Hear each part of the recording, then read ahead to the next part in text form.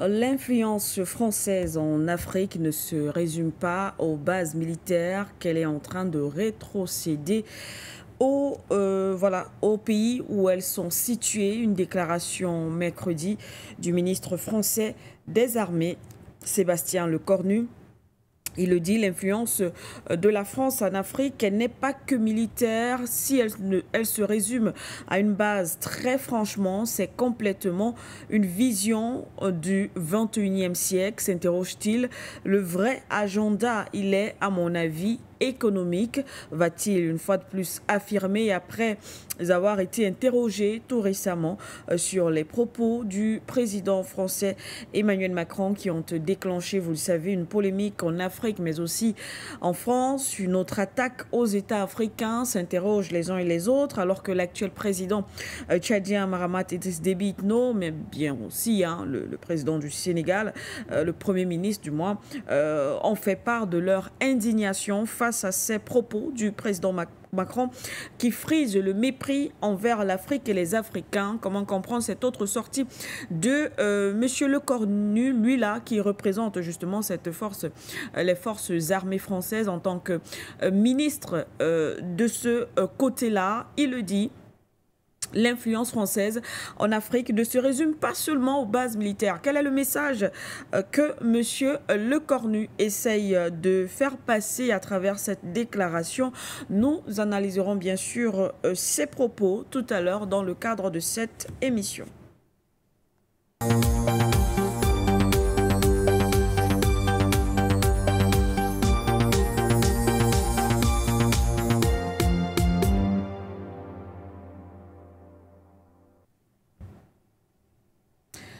Mesdames et messieurs, bonjour et merci de nous retrouver ce matin, le dernier numéro de For You Matin sur For You Media Africa. C'est vendredi.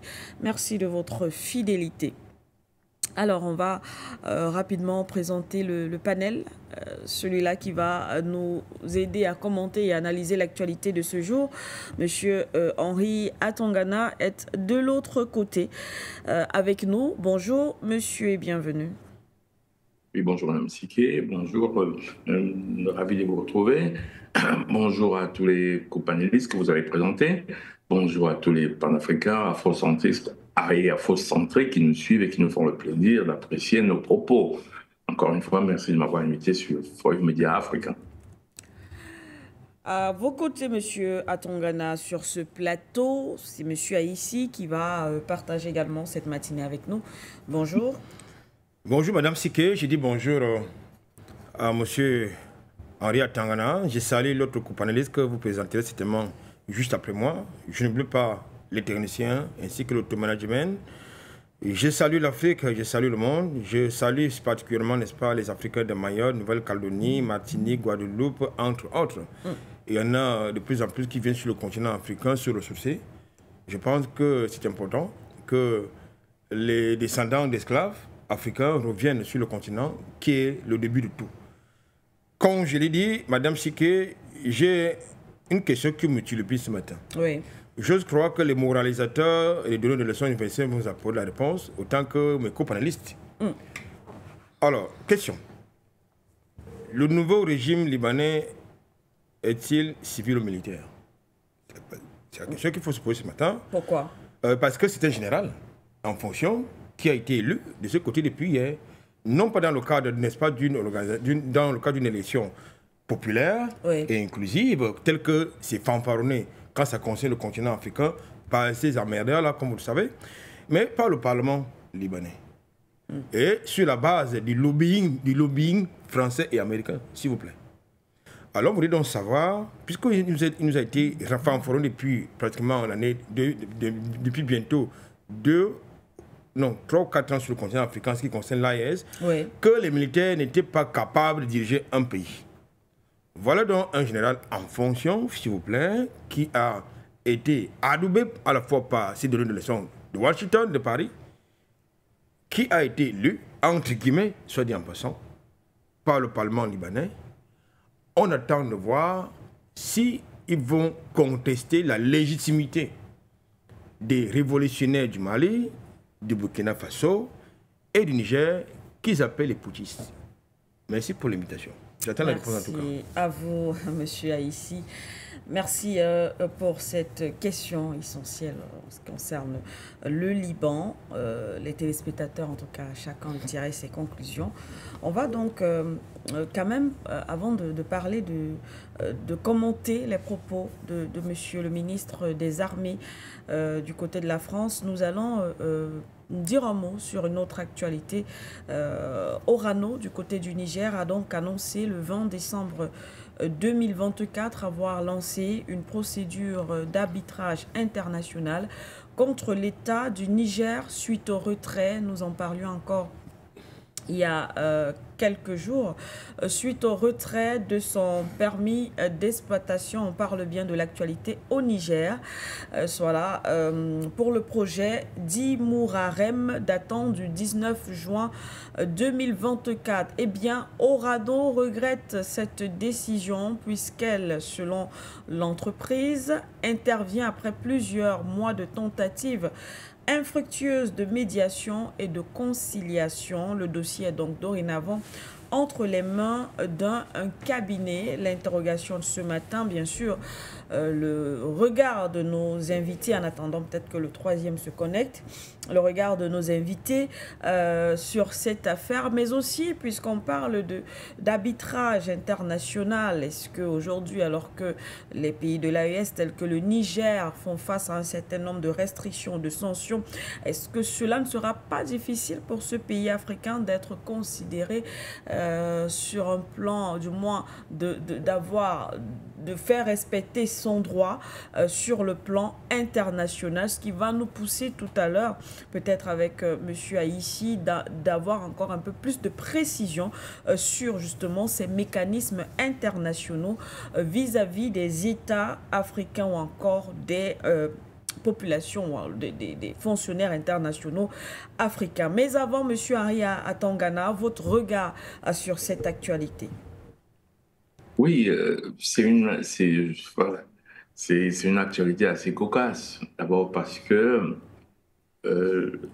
Orano essaye de saisir une instance internationale alors qu'a priori, il n'y a pas vraiment d'instance dite internationale. Pourquoi est-ce que je dis? Parce que c'est un tribunal d'arbitrage à Paris. Donc, c'est un truc de Parisien. Et quand on regarde à peu près, c'est une association à but non lucratif. C'est-à-dire une association dans le droit français. C'est-à-dire que vous et moi, on retrouve la même chose au Cameroun, parce qu'on a on a emprunté les institutions françaises aux indépendances. Donc on a commencé, voilà. Donc, il faut toujours savoir ça quand on raisonne. Et quand je dis, je fais le parallèle avec la France, parce que si vous avez les mêmes institutions, il y a de fortes chances que vos pays soient pilotés de la même façon du point de vue juridique. J'ai souvent dit, on pilote un pays avec les institutions.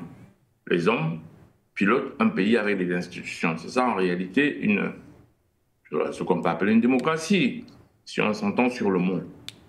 Donc, on a une association, c'est-à-dire des personnes, vous et moi, on peut se mettre ensemble, on va à la sous-préfecture, au Cameroun, on crée une association.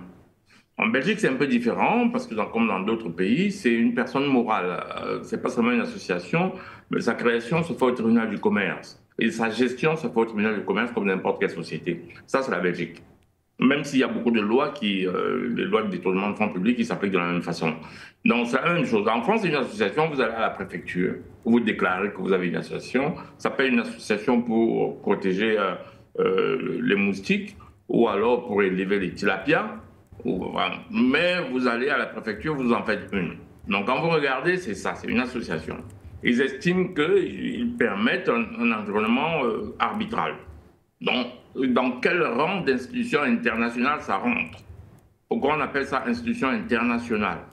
À quel moment on consacre cette association en institution internationale? Ceci étant, ça reste un environnement dans lequel on peut discuter. Oui. À mon avis, ça peut permettre de relais, d'environnement de débat quand il y a des malentendus. Moi, je dis souvent, les débats, ça sert quand il y a des malentendus, on les éclaircit. Mais quand il y a des mauvaises foi, les débats, ça ne sert à rien. Parce que quelqu'un qui a de mauvaise foi en face de vous, il n'est pas là pour débattre, pour expliquer quoi que ce soit. Il veut gagner. Alors, qu'est-ce qui se passe en réalité? C'est qu'il y a la France qui n'a plus la même influence qu'elle avait. À l'époque, un acte comme celui-là vous valait un coup d'État immédiat par des mercenaires. Donc, on en a connu plusieurs. Hein, je veux dire que je ne délire pas. Ceux qui connaissent un peu l'histoire de l'Afrique, soit par expérience, soit pour l'avoir lu. Il y a eu les Bob Denard, il y a eu des mercenaires à l'époque. Alors, ceux qui connaissent l'histoire un peu récente, vous avez vu M. Sarkozy dire à M. Gbagbo de quitter le palais. Ça n'a choqué personne, je n'ai jamais compris pourquoi. Un mec est en France, il vous dit, vous avez perdu l'élection, quittez le palais, je vous donne 2 heures. M. Gbagbo a dit, je ne quitte pas le palais, ben, il y a eu des bombes au palais.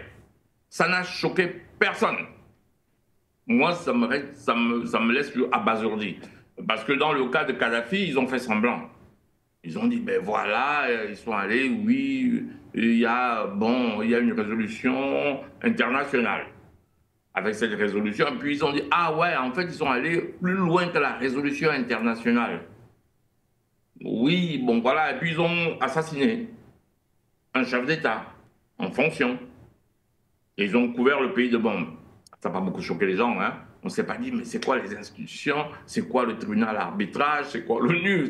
Personne ne parle de ces machins-là. Et après, dans le cas de l'Irak, on se souvient des armes de destruction massive. Le mec, il rentre à l'ONU avec une éprouvette. Au meilleur de cas, il a peut-être fait un tour aux toilettes avant de rentrer. Là, il a pissé dans un truc. Et il a dit, ben voilà la preuve des armes de destruction massive. Enfin, si vous me dites ce qui est preuve d'armes de destruction massive, quand le général américain montrait ça, enfin, peut-être qu'on ne s'entend pas sur le mot preuve. Et puis on connaît la suite.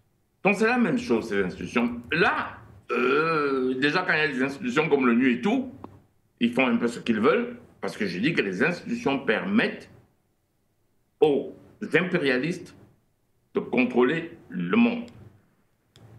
Si vous n'avez pas compris ça, ça c'est une analyse, hein, je n'ai pas dit que c'est écrit dans un livre de droit, moi je fais des analyses. Donc quand j'analyse, je donne, c'est une sorte d'éditorial, ce que j'ai appelé il y a quelques années, inédit oral. Donc j'appelle ça mon inédit oral. Bon voilà.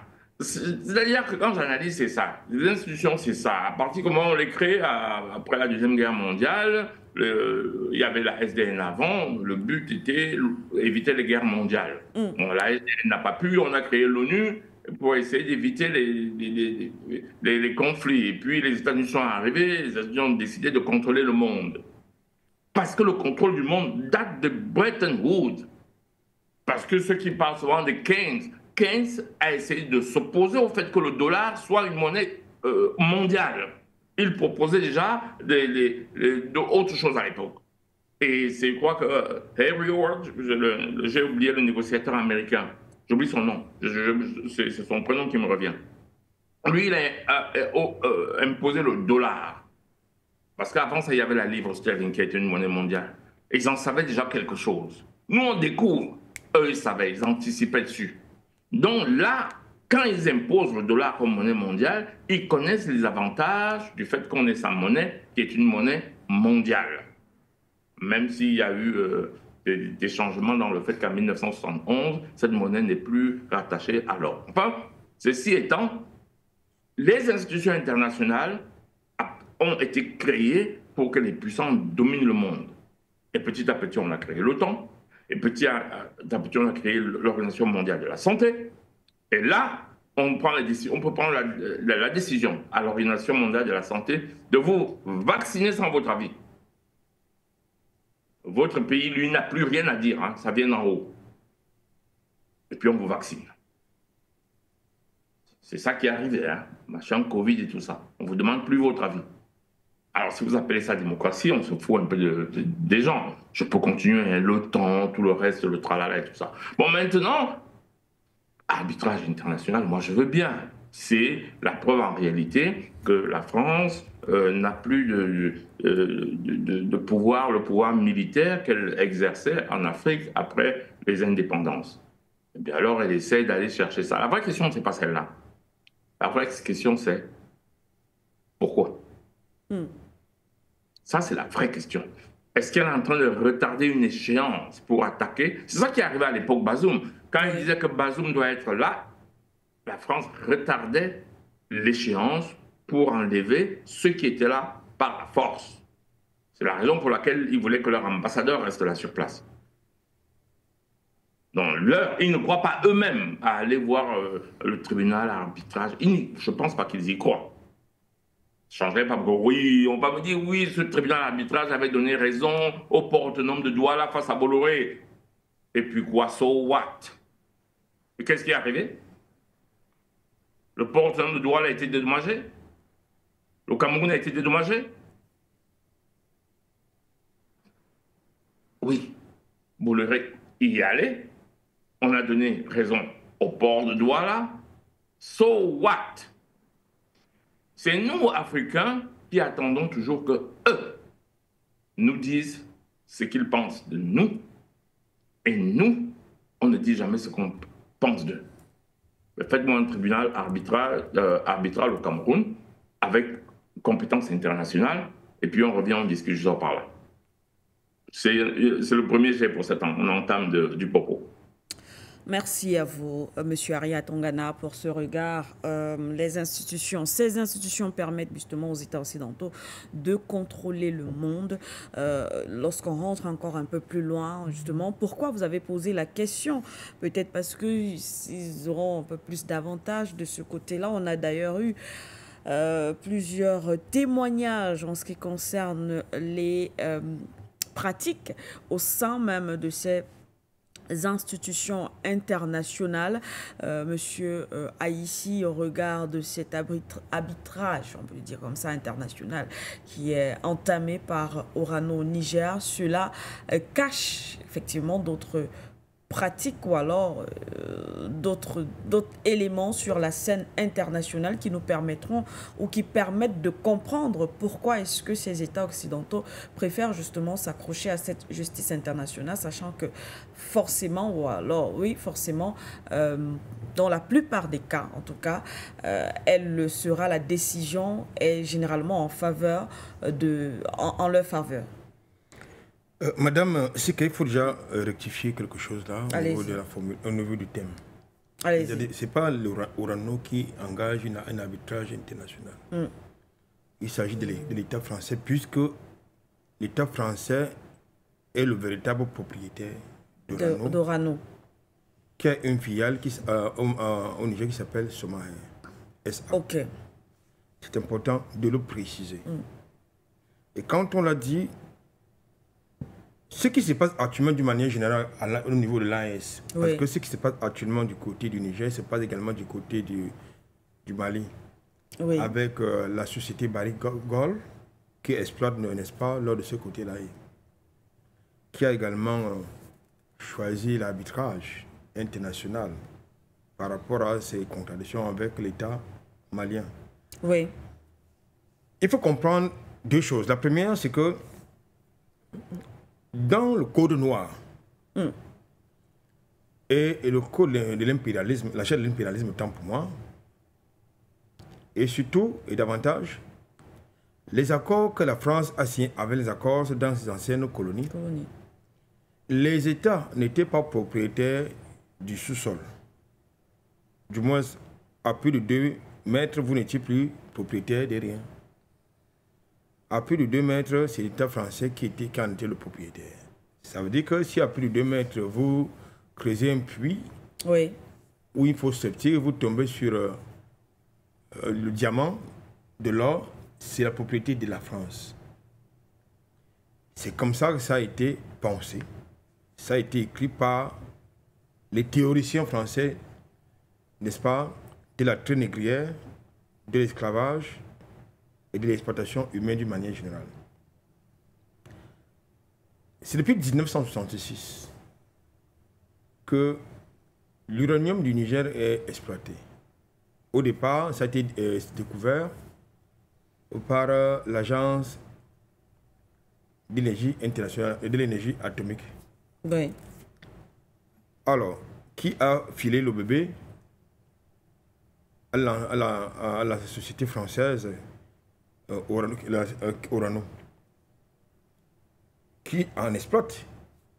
Depuis cette date, jusqu'en 2009, il y a eu quelques difficultés, et puis ils ont repris leur activité. Pendant cette période, tenez-vous bien, Madame Siké, l'État nigérien et le peuple nigérien ne bénéficiaient nullement des retombées de l'exploitation de leurs mines, de leurs matières stratégiques. Malgré, n'est-ce pas, l'enchérissement, le surenchérissement du prix de l'uranium sur le marché international. À plusieurs reprises, vous vous souvenez, c'est important l'histoire, Mamadou Tandja, lorsqu'il arrive aux affaires au Niger, demande la renégociation des contrats d'exploitation minière, notamment de l'uranium. Vous connaissez le sort qui lui a été réservé, un coup d'État. Il n'avait pas le droit, vraiment, il a été très arrogant de penser ainsi. Donc, on lui fait un coup d'État. Qu'est-ce qu'on met? Un employé arrive à, c'est-à-dire l'Ortiel de Orano, c'est-à-dire Mamadou Issoufou, qui met de côté, qui range dans les tiroirs, justement, ce projet, n'est-ce pas, de relecture des accords d'exploitation des zones, des matières stratégiques nigériennes. Issoufou sort, il file le bébé au vassal que vous connaissez, Bazoum, qui perpétue la même imposture. Eh bien, les nouvelles autorités arrivent. Oui. Ils estiment que, mais attendez, l'uranium est la propriété de l'État nigérien, du peuple nigérien. C'est quoi ces conditions qui ont été négociées contre les intérêts du Niger, du peuple nigérien, qui ne bénéficient de rien, en plus le cas des charges, qui avait vocation à transformer Niger en petit Paris, a été mis dans le broyeur à papier. En contrepartie de la mise en musique de ce cahier de charges, on a construit des baraquements, c'est-à-dire des bidonvilles, autour, n'est-ce pas, des gisements d'uranium, avec exposition, avec comme décor, exposition à l'air libre, les déchets radioactifs. Avec comme décor la pollution environnementale, avec comme décor la non-prise en charge des personnels nigériens irradiés. Entre autres, je vous fais grâce, n'est-ce pas, de la grosse enveloppe des redevances d'exploitation de ces gisements-là, parce qu'il y a Imourarem, entre autres. Hein. Oui. Je vous fais grâce, n'est-ce pas, de la redevance, du paiement des redevances dues. Du fait de l'exploitation de ces différents gisements par Orano en France au détriment du Niger. C'est-à-dire que vous avez une multinationale française qui vient exploiter le pétrole camerounais. Au lieu de payer les impôts et les taxes y afférentes au Cameroun, c'est plutôt en France qu'on va les payer. Je crois que, c'est une parenthèse, lorsqu'il est arrivé aux affaires, le président Ibrahim Traoré a exigé, n'est-ce pas, la révision de la convention fiscale qui lie, n'est-ce pas, le Burkina Faso à la France, parce que c'était une grosse imposture, une grosse escroquerie, une grosse arnaque. Dans ce contexte donc, de l'arrivée des nouvelles autorités nigériennes, il est question de voir clair. Il est question de renégocier justement ce contrat d'exploitation d'uranium nigérien. Eh bien, vous savez comment ça fonctionne avec les Français, les Libanais et consorts dans le contexte africain. Ils veulent jouer les arrogants au niveau d'une affaire, dans un contexte où ils ne sont que, j'ai envie de dire, des concessionnaires. Parce que le concédant, c'est l'État nigérien, qui est le propriétaire de sa chose. Maintenant, vous avez donc le concessionnaire qui vous impose ses règles. Alors, les nouvelles autorités disent non, c'est pas possible. D'abord, vous ne devez jamais respecter votre cahier de charge parce que ceux qui disent, les médias qui disent qu'il y a un abus des autorités maliennes et nigériennes en ce qui concerne l'exploitation des mines d'or ou d'uranium, ils ne vous disent pas pourquoi. Non, il ne présente pas les causes lointaines de ces différends. Parce que les causes lointaines de ces différends, c'est ce que j'expose là. Oui. Vous avez donc le cahier des charges qui n'est pas respecté. Et puis, l'uranium tel que acheté entre guillemets par Orano Alten du Niger, ça se fait au niveau le plus bas possible. Le plus bas. Alors qu'au niveau du marché international, le prix de l'uranium est plus élevé. Donc, en réalité, Orano prenait pratiquement de manière gracieuse une matière première stratégique qui sert à alimenter les centrales, à donner de l'énergie, de l'électricité, d'abord aux Français et dans la zone européenne. Alors qu'il n'existe aucune centrale nucléaire, parce que ça faisait partie du cas de charge. C'est-à-dire qu'il fallait construire. Lorsqu'on fait la promesse de construire un petit Paris, de faire Niger un petit Paris, il était question également de construire au moins 2 centrales nucléaires pour alimenter le Niger en énergie nucléaire. Ça n'a jamais été fait. Donc, les nouvelles études demandent la renégociation, n'est-ce pas, de ce contrat. Je voudrais vous rappeler que Orano détient au moins 63,3% du capital. C'est-à-dire qu'en réalité, dans le capital, l'État nigérien est minoritaire. Et il y a une société coréenne là qui est encore plus, qui a la taille d'un an, qui est encore plus minoritaire que. Il y a quand même un problème. Parce que voilà, donc ce sont les causes lointaines du malaise. Ce n'est pas dit dans leurs médias. Le traitement raciste et xénophobe. Je crois qu'il y a un téléspectateur qui a eu à travailler dans ce jugement qui avait appelé ici, nous a clairement exposé la situation. Maintenant, votre question en 2 volets. C'est-à-dire, comment sont traités les fonctionnaires ou les personnels dans ces institutions internationales. En 2019, nous étions encore sur notre tribune. Il y a le personnel onusien. Il parle du personnel de couleur qui avait fait une dénonciation du mauvais traitement, je veux dire des traitements racistes et xénophobes dont ils étaient l'objet. C'était autour de 3000 personnels de couleur au sein des institutions, de l'institution qui a vocation à protéger et à défendre le droit international et les droits humains. C'est à l'intérêt de cette institution que vous avez en 2019 une dénonciation des personnes de couleur majoritairement africains qui dénonçaient des pratiques racistes et xénophobes. Il y a une correspondance qui, en son temps, avait été envoyée à Antonio, c'était Antonio Gutiérrez toujours, qui n'a jamais répondu. Il n'a jamais réagi jusqu'au moment où nous tenons cette émission. Il n'a jamais réagi. Son porte-parole s'est fendu en dénégation. En 2021, nous avons un compatriote qui a signé, qui a bénéficié d'un contrat avec l'ONU.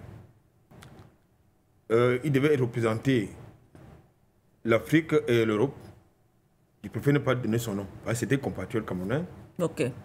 Ce contrat a été signé en 2021. Et devait avoir pour poste la Belgique. Il est sous contrat depuis 2021. Je crois que si vous comptez 2021-2025, ça va à bientôt peut-être 4 ans d'ailleurs les salaires. Pourquoi?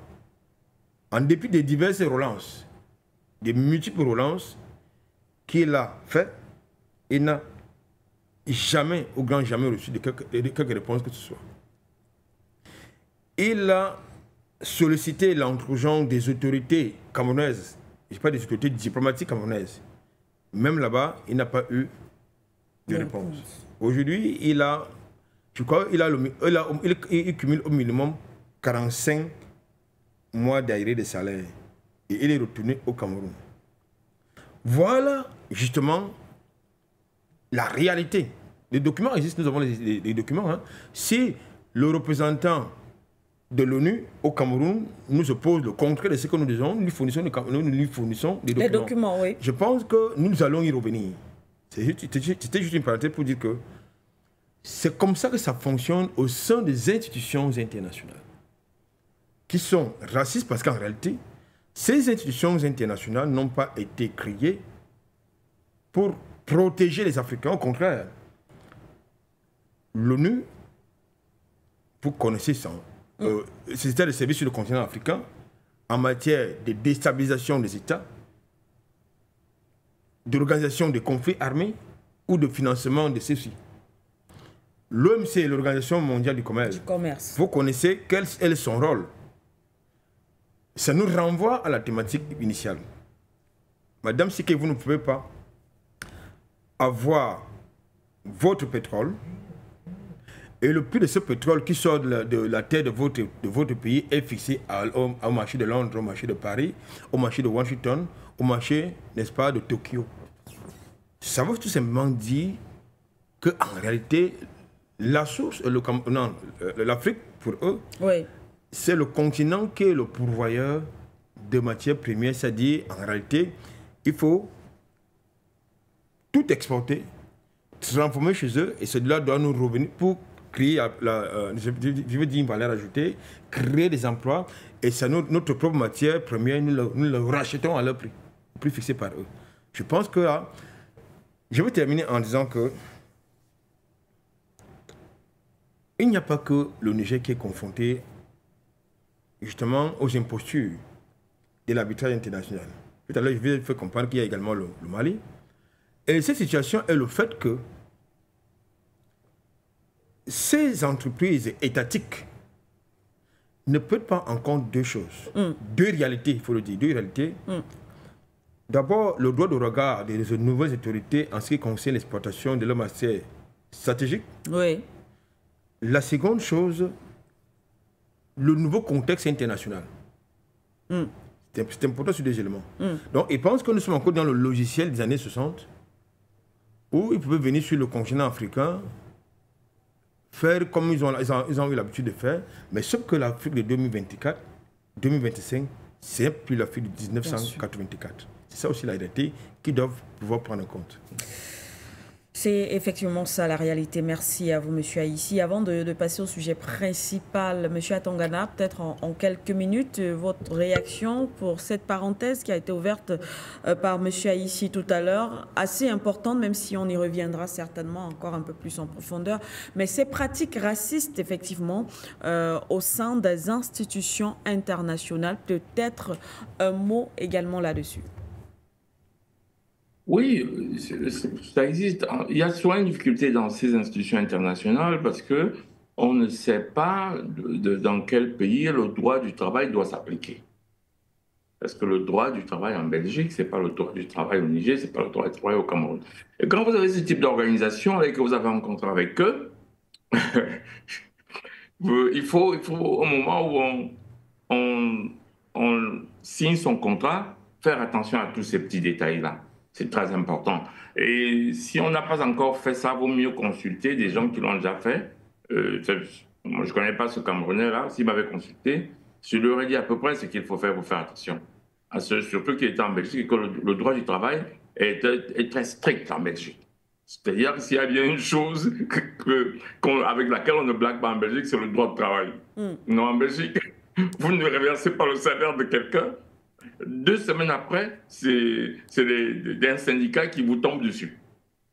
Parce qu'on va du principe qu'il y a dès que vous ne versez pas le salaire de quelqu'un, il ne paye pas son loyer ou il ne paye pas les traites de sa maison, il ne paye pas les traites de sa voiture neuve, et puis après, tout le système, ça devient un risque systémique. Donc, ça ne blague pas. Donc, il faut voir comment le contrat a été ficelé et le droit du travail de quel pays, ça dépend. C'est toujours des choses qu'on parvient à acquérir par expérience. Ce qui est sûr, c'est qu'il y a beaucoup je ne vais pas vous raconter un incident que j'ai eu. Et j'ai failli en passer au moins avec un PCA avec qui j'étais en déplacement. Dans un pays africain, et il me dit, écoute, c'est moi le chef, mais il est blanc. Il est PCA de la société, mais c'est moi qui coordonne le projet. J'étais avec lui et j'étais aussi avec M. Gambard, qui était contrôleur du ministre des Finances de la Belgique. Donc il me dit, écoute, il ne faut pas te mettre devant, parce que tu sais, les Noirs, ils ont peur des Blancs, il faut que je me mette devant. Parce que si tu te mets devant, ils n'auront pas peur. Il me l'a dit carrément. Bon, comme j'ai le sang un peu chaud, il a failli prendre un direct dans la mâchoire. Et ça s'est gâté. Bon, on ne l'a plus jamais revu parce que quand on est revenu ici, il a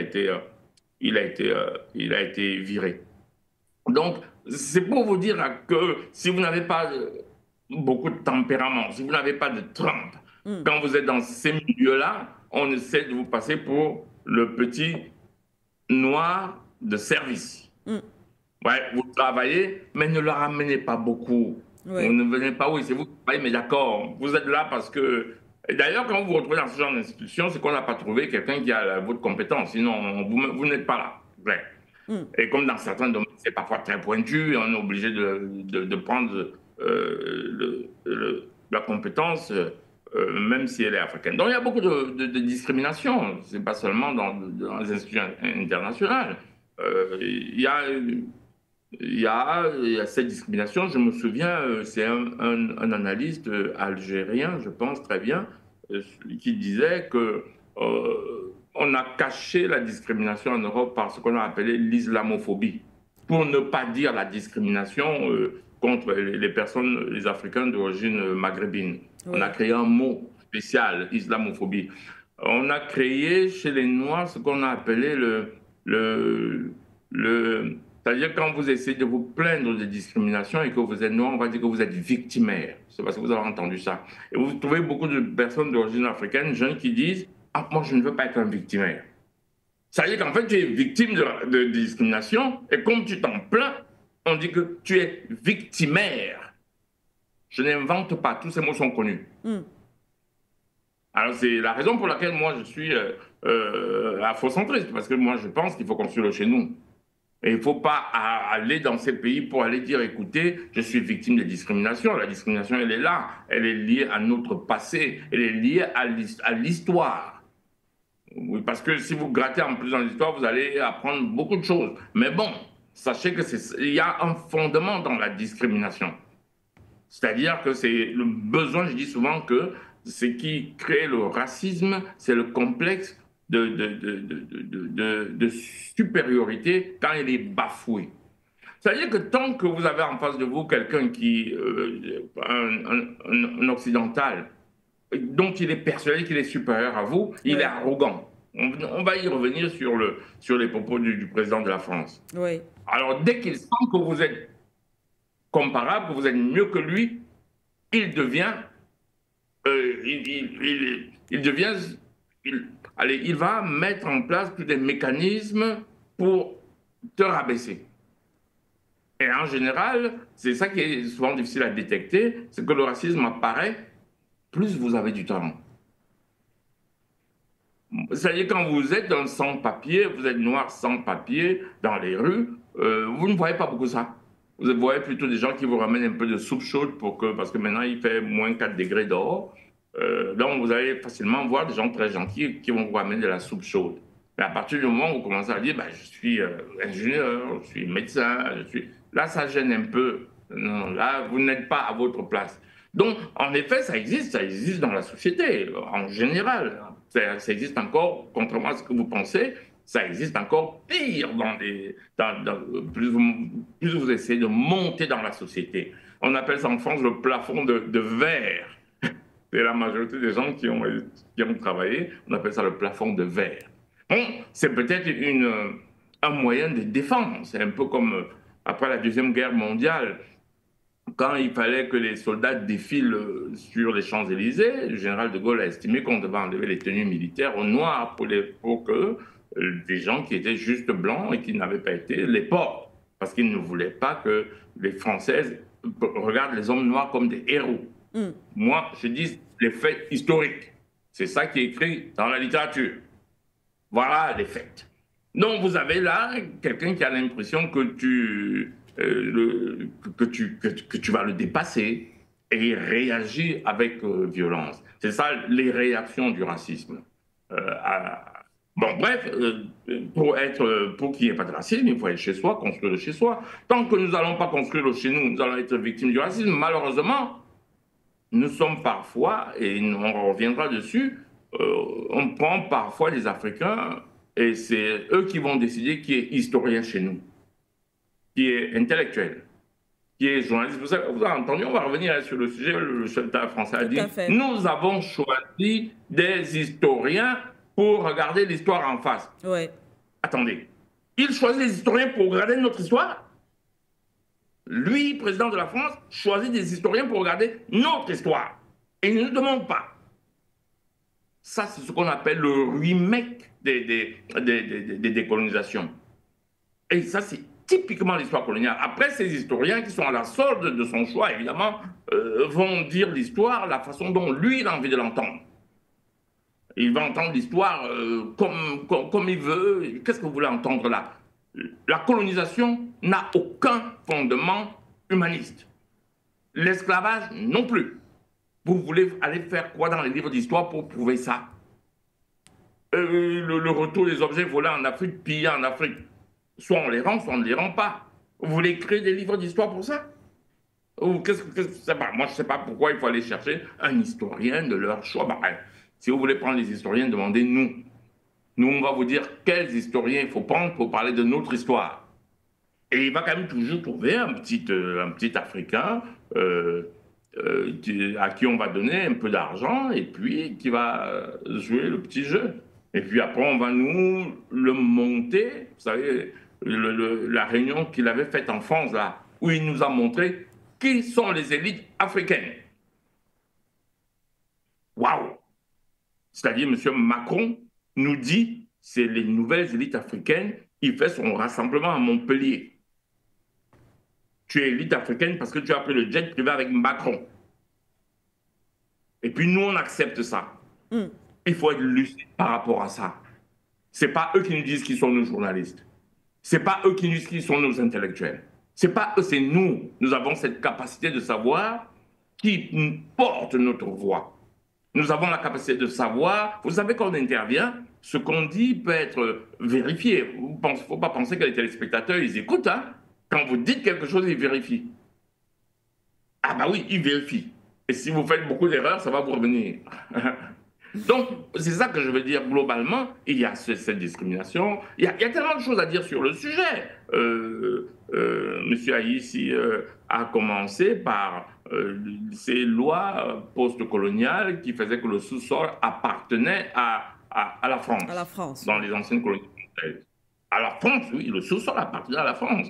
Mais ce n'est pas seulement le sous-sol. Et il y avait les matières dites stratégiques. Ça veut dire que quand vous trouvez le pétrole, vous ne pouvez rien en faire sans l'accord de la France. Vous ne pouvez le vendre que si la France n'en veut pas. Le pétrole, l'uranium, c'est ça. Vous leur proposez, s'ils n'en veulent pas, à ce moment, vous pouvez vendre. C'est ça les accords après les colonisations. Vous comprenez ce qu'a été les colonisations? C'est-à-dire que les Africains qui ne voulaient pas les décolonisations. Et alors, on vous mettait des bazoums qui avaient signé des contrats juteux. Et quand les Africains se réveillent, ils disent « Ok, on va remettre ça en question ». Bon, voilà. Moi, je n'ai même pas envie de justifier pourquoi. Il y a eu des accords, s'il y a un certain temps, si les accords n'arrangent pas, vous expliquez aux gens, et puis vous remettez, vous dénoncez ces accords, point à la ligne. Je ne vais même pas expliquer pourquoi on les dénonce. Non, non, on les dénonce, tous ces accords. Voilà, pour moi, ce qu'il faut faire. C'est d'ailleurs très, très souvent la raison pour laquelle je balaie souvent ce genre de trucs du revers de la main. Les Nigériens estiment qu'il faut remettre en question les accords et vous gesticulez. Quand vous avez mis les accords coloniaux, vous avez demandé à qui? Quand vous avez grugé les gens pendant les accords coloniaux, vous avez demandé à qui? Et comme j'expliquais souvent, et je l'avais expliqué ici la dernière fois, le franc CFA a pour but que la France prenne les matières premières. Je n'ai pas dit achète. Parce que quand vous dites acheter, vous vous trompez. Si j'imprime votre monnaie, je n'achète pas chez vous. Et je vous dis déjà, quand on négociait les accords de Bretton Woods, quand Harry Dexter White, le nom est revenu, négocier avec Keynes pour que le dollar soit la monnaie internationale, ce n'était pas au hasard. Il savait où il va. Le franc CFA, c'est pour prendre, ce n'est pas pour acheter. ils vont vous dire, ouais, on va acheter, après on va créditer votre compte d'opération. C'est comme ça que ça se passe. Hein. Moi, je vous dis techniquement comment ça se passe. Bon, quand ils disent même qu'ils achètent, ils créditent votre compte d'opération. Ils créditent votre compte d'opération. Très bien. Vous connaissez le nombre de Camerounais qui ont compte d'opération ou d'Africains qui vérifient ça? Vous connaissez, est-ce que des fonctionnaires internationaux qui sont au Trésor français, qui font au Trésor dans la partie comptabilité? Alors quand vous dites j'ai pris votre pétrole, parce que c'est ça qu'ils font, hein, quand ils viennent prendre le pétrole au Cameroun, ils créditent votre compte d'opération. Ils n'ont pas besoin de devises, ils n'ont pas besoin d'un franc. Exemple, si la France va acheter aux États-Unis ou en Chine, elle a besoin de devises. Elle a besoin de dollars ou de yuan. Sauf si ces pays veulent avoir l'euro en réserve de devises. Chez nous, elle n'a besoin de rien. Elle a besoin d'un stylo quand elle prend notre pétrole. Pourquoi le stylo? C'est pour créditer le compte d'opération. Et ils mettent alors débit-crédit, celui qui a fait un cours de comptabilité élémentaire. Donc il a le compte, il y a débit-crédit. Le débit et le crédit. Tu me dois tant, je te dois tant. Vous vous rendez compte? Dernièrement, M. Gave, qui est un économiste français très très populaire, il a parlé de la diplomatie française il y a 2 jours, hein, sur ses médias. Il a dit qu'il n'a jamais vu quelque chose d'aussi idiot. La France a perdu le Niger. Vous avez parlé des centrales pour l'électricité, mais c'est toute l'industrie nucléaire française qui est en jeu là. Toute l'industrie nucléaire française, parce qu'il n'y a pas que la production de l'électricité, c'est toute cette industrie. Et M. Gave dit, on avait la matière première gratuitement. Avec la politique de Macron, c'est foutu. Je sors par là parce que je sais que c'est un sujet d'entente, mais on peut y rester tellement longtemps si on veut vraiment rentrer dans les détails que forcément, quand vous me lancez dedans, il faut me donner aussi la pédale de frein pour que je puisse freiner au moment où vous le souhaitez. Merci à vous, M. Atangana. Effectivement, M. Haïssi souhaite rebondir justement. Bon, il a dit 2 choses importantes. Allez-y. Comme le temps nous tient là, il a dit 2 choses importantes. En ce qui concerne l'institution du racisme au niveau soit des multinationales étrangères, soit au niveau des institutions internationales. Oui. En ce qui concerne la thématique en débat, vous savez quel cabinet a été choisi par Orano? C'est un cabinet privé qui s'appelle Clay Arbitration. Cabinet Clay Arbitration. Clay Arbitration, oui. C'est un cabinet privé créé par un individu. Ça veut dire que si nous sommes dans le choix des lobbies. OK. Dans le choix des lobbies, ça dit que vous avez un État qui a décidé que nous devons renégocier cette affaire dans les conditions, j'ai envie de dire, concertées. Vous estimez que non, vous êtes pédant dans cette affaire-là. Bon, et de manière souveraine, cet État dit, écoutez, à s'y apprendre ou à laisser. Vous décidez. C'est-à-dire, le même schéma initial, c'est-à-dire que l'uranium nigérien est exploité au détriment du Niger et des peuples nigériens, vendu sur le marché international dans des conditions que vous savez. Je voudrais terminer en disant que ils ont dit que l'esclavage, la traite négrière, c'était des projets civilisationnels. Oui. Mais je voudrais savoir si l'Europe a une civilisation. C'est important, c'est un débat très important. Est-ce que l'Europe a une civilisation? Il faut qu'on en parle, il faut qu'on en débat. Vous savez, régulièrement, il y a beaucoup de choses qui passent rapidement. Quand ils en parlent, ça passe très vite. Et puis, ça donne l'impression que ce qu'ils disaient est vrai.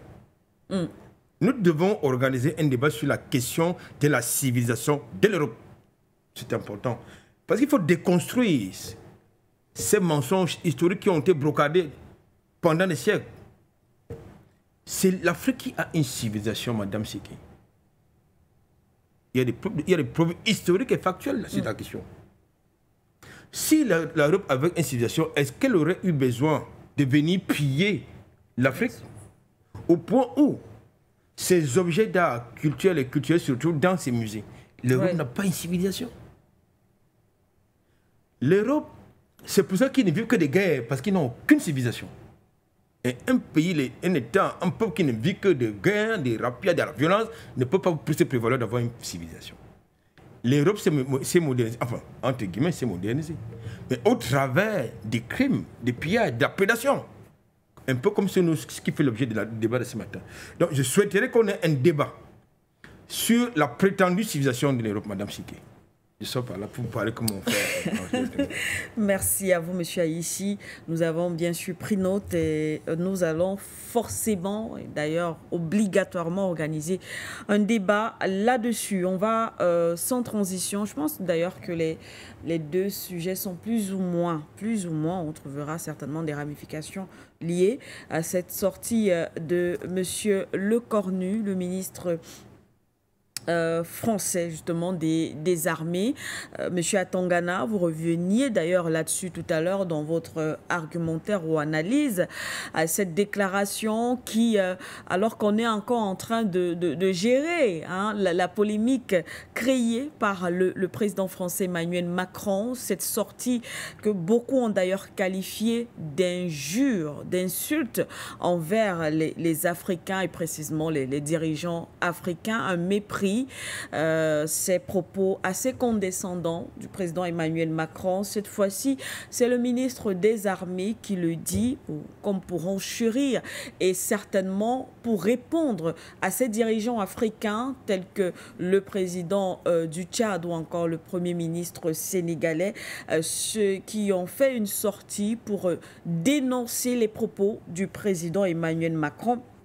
À sa suite, donc, à leur suite, Monsieur Lecornu a déclaré que l'influence française en Afrique ne se résume pas seulement aux bases militaire, que voilà, c'est aussi, elle n'est pas que militaire. Si elle se résume à une base, très franchement, c'est complètement une vision du 21e siècle. Il s'interrogeait. Le vrai agenda, il est à mon avis économique, comme pour dire que les Africains, du moins, ce départ des bases militaires françaises en Afrique n'enlève pas grand-chose à ce que possède aujourd'hui la France, ou alors ne change pas véritablement quelque chose sur les relations entre la France et les États africains. Monsieur Atangana, pour vous, qu'est-ce que cette déclaration, qu'est-ce qu'elle signifie, qu'est-ce qu'elle cache, quel est le message? D'abord, ça correspond à ce que j'avais dit une fois ici. Le militaire n'est là que pour protéger l'économique. Oui. C'est pour ça qu'ils sont là. Ils sont là pour protéger leurs intérêts. C'est leurs intérêts économiques. Si en Afrique, il n'y avait que le désert et la pauvreté, ils ne seraient pas là. Mais très souvent, ils ont un narratif différent pour présenter. Et alors, ils vous le disent clairement. Nous sommes là pour les intérêts économiques, sauf qu'ils ne disent pas clairement que les militaires étaient là pour régler le compte à celui qui s'oppose aux intérêts. C'est la raison pour laquelle il faut des bases militaires. Je l'avais expliqué sur ce plateau pour ceux qui nous suivent depuis longtemps. Ces bases militaires ont une première propriété. Ils doivent avoir une puissance de feu supérieure à la puissance de feu locale. Oui. Si l'armée ivoirienne avait une puissance de feu supérieure à l'armée française, Sarkozy n'aurait jamais envoyé ses armées attaquer le palais de Bako. La réplique allait être cuisante. Donc il sera sûr de ça. Il sera sûr de ça parce qu'ils ne vous vendent pas les armes. Ils ne vous vendent pas les armes de défense. Ils connaissent votre force militaire. Ils connaissent les contrats que vous avez partout. Pourquoi? Parce que si vous devez acheter des armes dans le monde et que le franc CFA n'est pas la monnaie, comprenez que quand nous achetons dans le monde, c'est le trésor français qui paye. Ben oui, c'est comme ça. Hein. En fait, on prend nos francs CFA, on va déposer.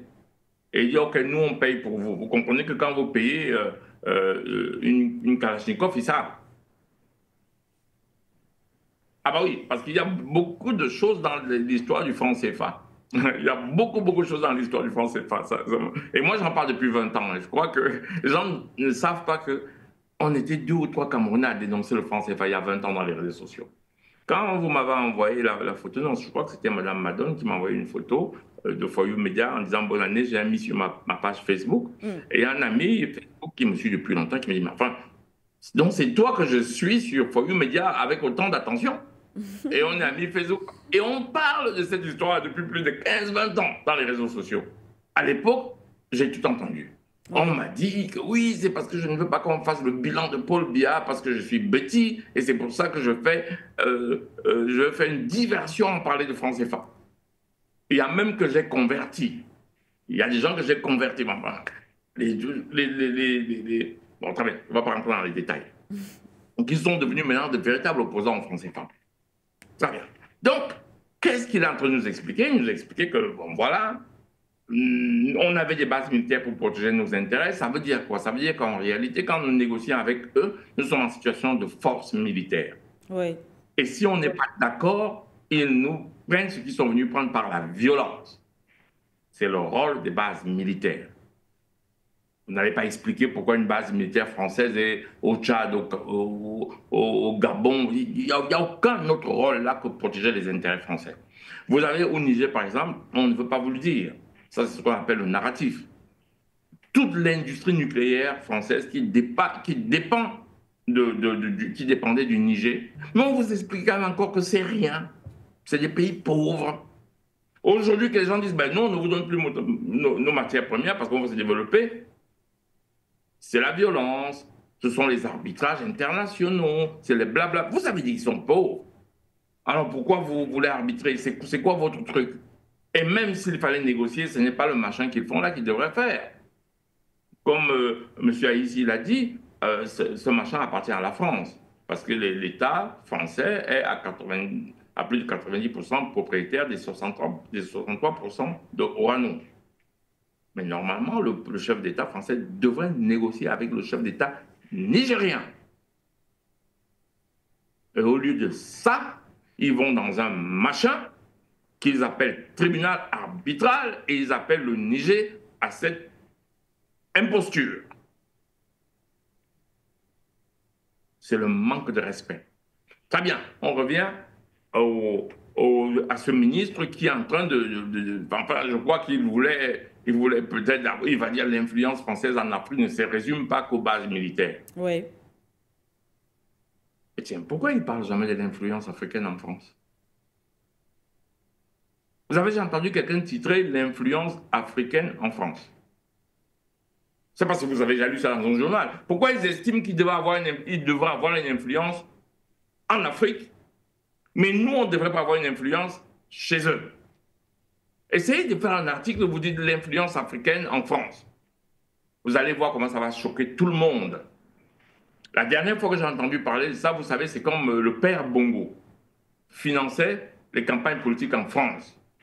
Et ils ont arrêté ça immédiatement. Ils ont décidé que la politique française ne peut plus être financée comme ça. Parce qu'à ce moment, tôt ou tard, les Africains vont prendre le contrôle de la politique française. Parce que M. Bongo finançait les politiciens. Dès qu'il arrivait en France, tous les hommes politiques, en fait, tous ceux qui avaient des ambitions, allaient se mettre à genoux devant lui dans son palais, à l'hôtel où il était, dans la suite présidentielle de l'hôtel qu'il occupait. Parce que c'est lui qui donnait les mallettes d'argent pour transformer ça. Évidemment, c'est beaucoup plus facile, c'est du franc CFA, mais bon, quand ce franc CFA vient comme ça, il le transforme vite au trésor français en devise pour financer les campagnes électorales. Beaucoup de gens ont connu cette affaire-là, à part ceux qui sont de la dernière averse. Voilà. Et ils ont arrêté le financement de campagnes électorales de cette façon-là. Et tous les partis ont des comptes. Les partis en France peuvent être financés par des banques, des banques privées ou des prêts d'argent, mais on contrôle le financement d'un parti politique. Et c'est ça qu'on doit aussi faire au Cameroun. On ne peut pas continuer à laisser des organisations non gouvernementales, des partis politiques être financés par on ne sait pas qui. Ça ne se fait pas. C'est interdit en France. Quand vous êtes un parti politique, vous avez vos comptes sont présentés à l'État pour contrôler votre financement. Et en l'occurrence, on se souvient des problèmes que Mme Le Pen a eus parce qu'elle avait prêter de l'argent à une banque russe. Voilà, c'est pour, je dis ça pour illustrer mon propos. Donc, c'est ça qu'on appelle une influence. Pourquoi eux peuvent se permettre d'avoir des influences chez nous et nous, on n'a pas d'influence chez eux? Vous avez là l'expression de cette arrogance, de ce sentiment de supériorité dont ils ne se rendent même plus compte pour justifier, il va dire l'influence, mais ce n'est pas seulement les bases militaires. Ils ne se rendent pas compte qu'il n'a pas besoin de parler comme ça. Il n'a pas besoin de parler d'influence. C'est irrévérencieux. C'est un peu comme M. Macron, lui va expliquer que non, les bases militaires. Vous vous souvenez quand on a parlé du retrait au Tchad, ici, je vous avais dit, arrêtez-vous sur un mot nouveau. Oui. C'était sur ce plateau. Et ce mot était rétrocession. Et je me suis tué. Quand ça arrivait au Sénégal, quel est le mot qui a été utilisé? Le même mot, rétrocession. Et qu'est-ce que M. Macron a dit? Nous avons pris le parti de vous donner, on vous l'a laissé communiquer. Je vous ai dit, arrêtez-vous sur ce mot pour comprendre ce qu'il se passe en dessous. Je me souviens, c'était sur ce plateau. Et c'était la première fois que le mot rétrocession a été utilisé. Je vous ai fait la remarque entre le Tchad et les pays de l'AES, où on n'a pas utilisé le même mot. Parce qu'ils ne voulaient plus qu'on parle de l'armée française qui a pris un coup de pied au derrière pour quitter. Parce qu'ils ne voulaient plus qu'il y ait cette humiliation dont il y a eu des négociations. Encore une fois, les négociateurs africains ont été dupes. Et ils se sont rendus compte que maintenant, non seulement ils ont négocié en dessous, parce que les Français anticipaient le fait de partir avec la honte, et c'est à eux qu'on fait honte maintenant en leur disant que nous avons bien voulu qu'ils prennent les devants et qu'ils annoncent. Et ils sont obligés de ressortir pour dire. Tout était dans les mots utilisés. Tout était dans les mots utilisés. Et alors là, on trouve aujourd'hui le ministre qui veut dire « Ah bah oui, d'accord, ça va », parce que toute la classe politique française dit « Oh, quelle calamité dans la diplomatie ». Je vous ai dit, M. Gave, qui est un grand financier, il ne va pas beaucoup dans les médias mainstream, il disait « Mais enfin, on avait l'uranium gratuitement au Niger, c'est ça qui soutenait toute notre industrie, parce qu'il faut savoir qu'ils vendent aussi les centrales. Ils vendent des centrales nucléaires clés en main avec le combustible. Si vous vendez la centrale nucléaire et que vous n'avez pas de combustible, ça ne sert à rien. Ouais, si vous venez me vendre une centrale nucléaire et qu'il n'y a pas d'uranium dessus, ça ne sert à rien. Donc c'est tout un pan de leur économie qui s'effondre. Retenez ça. C'est tout un pan de leur économie qui s'effondre. Ce n'est pas seulement pour mettre le combustible dans leur centrale. C'est de ça qu'il s'agit en réalité. C'est la raison pour laquelle vous voyez tous ces soubresauts, négociations, et ils vont essayer de revenir par la violence. Ils vont essayer de revenir par les coups d'État. On devrait déjà être habitué et s'y préparer. Et comme j'ai entendu quelqu'un conseiller, et sur ce plateau, j'avais dit, le Tchad doit rejoindre l'AES. Ouais. Tous les pays doivent avoir une interface avec l'AES. De façon à ce que... Et toutes les bases militaires doivent sortir de l'Afrique. Et sinon, vous allez voir vous avez vu ce qui se passe au Tchad. On ne sait pas très bien, tentative de coup d'État, faite par qui, comment, voilà. Mais on voit quand même que le nouveau président tchadien s'affirmant, il y a lieu de penser quand même qu'il y a eu une tentative malheureuse de coup d'État, comme c'est arrivé, je ne sais plus dans quel autre pays, qui a échoué. Voilà. Donc, c'est globalement ce que le ministre de la Défense a voulu. Enfin, il a encore fait une maladresse en pensant bien faire. Il dit, bah oui, d'accord, notre influence ne se résume pas à ça. Ça veut dire que nous continuons à avoir de l'influence. Et il dit l'influence est maintenant économique. Ben non. Pour que le ministre les Français, en tout cas la classe politique, comprennent qu'ils doivent changer de la nature des rapports. Ce doit être des rapports d'égal à égal. Ce doit être des négociations.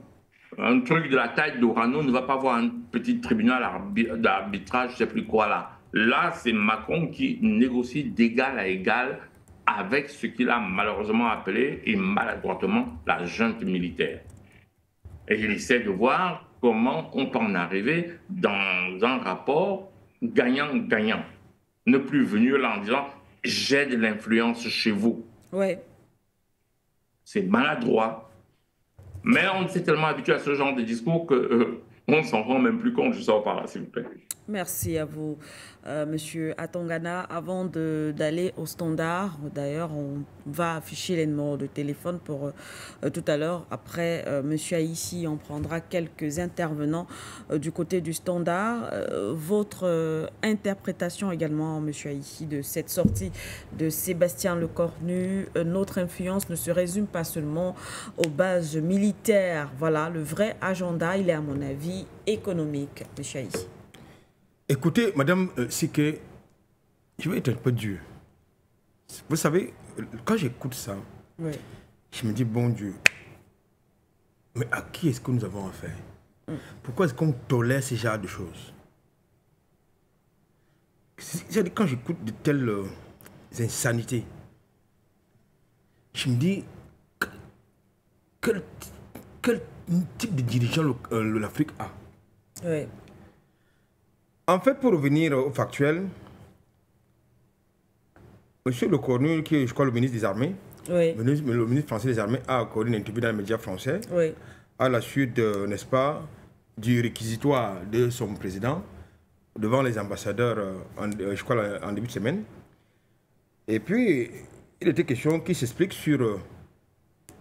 enfin, qu'il fasse une sorte de... comment on appelle ça? Il y a les commissions ont une manière très élégante le service après-vente. Voilà.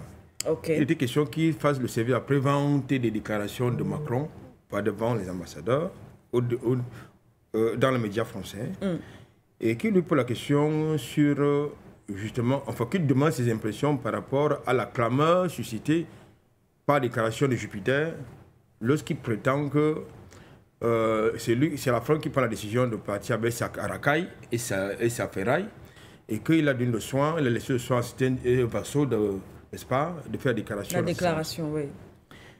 Eh bien, comme d'habitude, il utilise justement la condescendance habituelle pour indiquer que clairement, écoutez, nous n'avons pas que des bases militaires.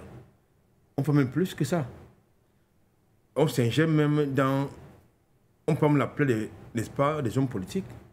Il nous dit dans l'interview, c'est dans l'interview, hein. J'envoie les téléspectateurs pour vous retrouver cette interview dans je crois, le journal Le Figaro, Le Monde, que nous n'avons même pas qu'une mission militaire, n'est-ce pas, de parapluie militaire ou sécuritaire. Nous faisons même peu, on se substitue à certains dirigeants politiques. Dans le cas de la lutte contre le terrorisme, c'est écrit, noir et blanc. Donc, mais il pense également qu'il y a, en plus, justement, d'être des services de parapluie militaire ou sécuritaire, ce qui est encore un gros mensonge. Bon, il se substitue à certains dirigeants politiques pour assurer, n'est-ce pas, dans le cas de la lutte contre le terrorisme ou bien pour la sécurité de leur fauteuil présidentiel. Et en plus de cela, il parle n'est-ce pas, des projets économiques. Alors, puisqu'on parle de projets économiques, c'est ça qui va m'intéresser. Oui. En 2022, non, du moins, c'était un rapport, nous indique qu'entre 2022 et 2023, les échanges commerciaux entre la France et le continent africain, c'est autour de 24,3 milliards d'euros. Soit 11,5 milliards d'euros pour les exportations et le reste pour les importations. Alors, pour les importations, et au niveau justement de l'échelle de représentativité, n'est-ce pas, au niveau de l'échelle, n'est-ce pas, des véritables partenaires, au niveau de l'échelle des partenaires africains en matière d'échanges commerciaux, je crois que c'est la Chine, dans la même période, qui vient en tête. Avec près de 44 milliards d'euros. Oui. Alors, j'ai envie de dire, même quand vous allez au niveau des investissements directs étrangers de la France sur le continent africain, c'est du pipeau.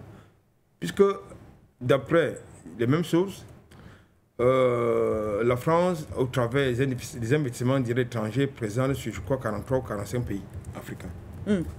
En fait, ça représente rien du tout. Je pense que M. Lecornu, lorsqu'il parle des des projets économiques, il parle de la présence des multinationales françaises sur le continent africain. Dans mon pays, le Cameroun, je veux quand même lui révéler que les contrats, par exemple, français, au profit des multinationales françaises, ça représente à peine désormais 9% du marché. C'est-à-dire, c'est en train d'être réduit en peau de chagrin. Du côté de là, je crois que c'est également en train d'être réduit en peau de chagrin. Oui. Du côté de l'Algérie, pareil. Du côté du Maghreb, pareil. Oui. C'est la raison pour laquelle, justement, Macron a choisi de s'engager dans une sorte d'offensive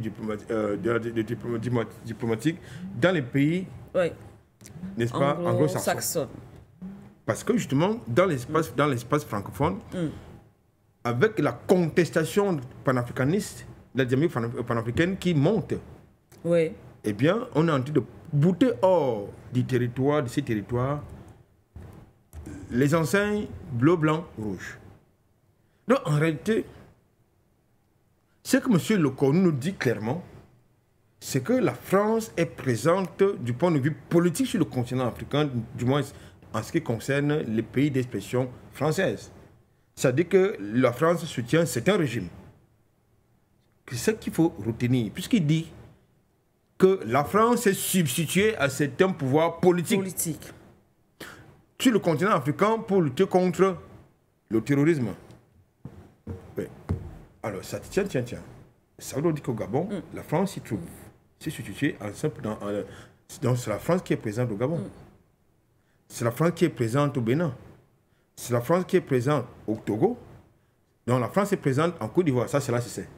Et puis, donc, c'est tellement peut-être au Cameroun. J'en sais rien. Mais je dis, là, c'est franchement grave. Ce qui, donc, une telle déclaration devrait donc susciter une révolte populaire qui doit conduire à une révolution populaire. Oui. C'est-à-dire que, en réalité, la France qui dit que nous sommes des pays souverains et que certains pays ont la latitude de sortir de France CFA si le désir continue dans la mythomanie habituelle. Lorsque vous avez les... Parce qu'en réalité, Madame Siké, oui, quels sont les piliers d'un État, d'un pays? Je ne parle pas des piliers de souveraineté. Les piliers de souveraineté d'un État, c'est d'abord sa diplomatie. Et il me semble que régulièrement, il y a des ingérences françaises dans la diplomatie des pays africains. Oui. Le second pilier de la souveraineté d'un État, c'est la monnaie. Alors, tout à l'heure, M.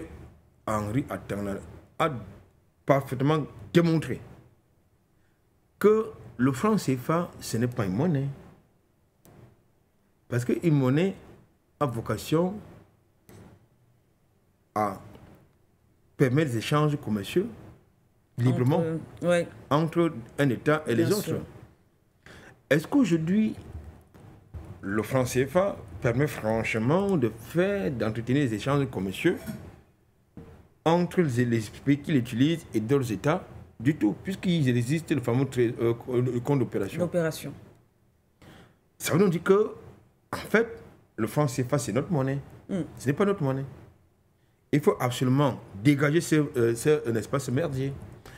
Le troisième pilier de la souveraineté, c'est la défense. Madame Siké, nous avons plusieurs pays africains qui sont sous embargo des armes, n'est-ce pas? Tout à fait. Mais nous savons quand même que vous ne pouvez pas protéger les investissements si vous êtes confronté à des problèmes de sécurité. Pour lutter contre l'insécurité, vous faites les armes. Et si vous êtes sous embargo, ça veut dire qu'il y a un problème. Si vous êtes sous embargo des armes et qu'il faut, n'est-ce pas, le quitus d'une puissance étrangère pour que vous ayez un PA pour lutter contre les terroristes, qu'eux, ils disposent, n'est-ce pas, des armes stratégiques, il y a un souci de souveraineté. C'est important. Alors, le quatrième pilier de la souveraineté, c'est la justice. Et vous comprenez tout à l'heure, à la première thématique, il nous a été démontré que pour gérer la contradiction ou le litige qui oppose Orano, Goviex Barry Kogol, avec le Niger et le Mali, c'est un cabinet extérieur à l'Afrique qui dirige l'arbitre. Ça veut donc dire que sur le continent africain, il n'existe aucune institution judiciaire qui est capable, qui puisse être capable, n'est-ce pas, de gérer, n'est-ce pas, les questions liées aux arbitrages. Ça veut donc dire que nous avons encore un problème de souveraineté du point de vue judiciaire. Le cinquième pilier de la souveraineté, n'est-ce pas? Oui. C'est la sécurité. Bon, alors, il y a encore un gros problème de ce côté. C'est-à-dire que par la sécurité, je parle de l'économie. Entre autres. Donc, en fait, Madame Siké, nous avons encore du travail. Nous sommes... Ce qui se passe actuellement à l'AS, ce sont, comme j'ai envie de dire, les victoires d'étape. Oui. Ce sont les victoires d'étape. Il faut dégager ces prédateurs et ses complices locaux rapidement. Il faut les mettre rapidement hors d'état de nuire. Rapidement. Vous avez des ONG étrangères, vous avez des États étrangers qui financent des activités politiques dans nos États. On ne connaît ni la provenance de ces fonds, ni leur destination. Mais il est interdit. Vous avez quand même certaines ONG étrangères financées par les mêmes États qui interdisent et qui blâment même nos institutions. Par exemple, dans le cas d'Aliscom, qui blâment nos institutions judiciaires d'acharnement judiciaire. Les choses qu'ils ne peuvent pas tolérer chez eux, ils nous demandent de tolérer ça chez nous. C'était juste une parenthèse. C'est pour vous dire une chose. Nous avons encore du travail et ce travail doit être bien fait. Il faut nettoyer, n'est-ce pas, toutes les écuries d'OGIAS, n'est-ce pas, qui viennent sur le continent troubler notre quiétude pour reprendre le narratif, n'est-ce pas, pour reprendre, n'est-ce pas, le narratif d'un valeureux fils africain, le capitaine Ibrahim Traoré. Il faut absolument nettoyer toutes ces écuries de jazz. Maintenant, il faut dire aux Français de commencer, pour nous parler, de commencer d'abord par s'instruire eux-mêmes, de connaître leur histoire, parce qu'ils parlent des choses qu'ils ne connaissent pas.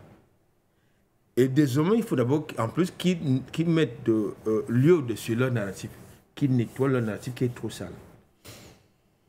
Merci à vous, monsieur Aïssi. On va passer quelques minutes au standard rapidement avec nos téléspectateurs avant de revenir pour sortir également définitivement de cette émission.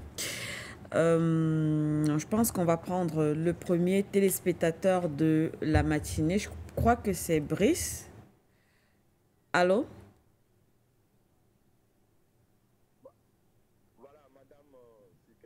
Monsieur, bonjour.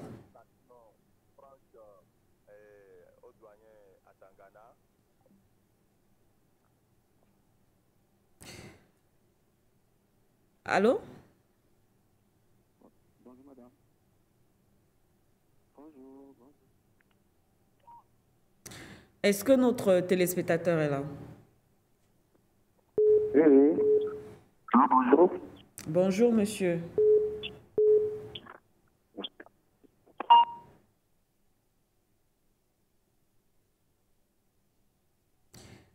Alors, malheureusement, on n'a pas notre téléspectateur. Je crois qu'on va prendre un autre appelant. Allô?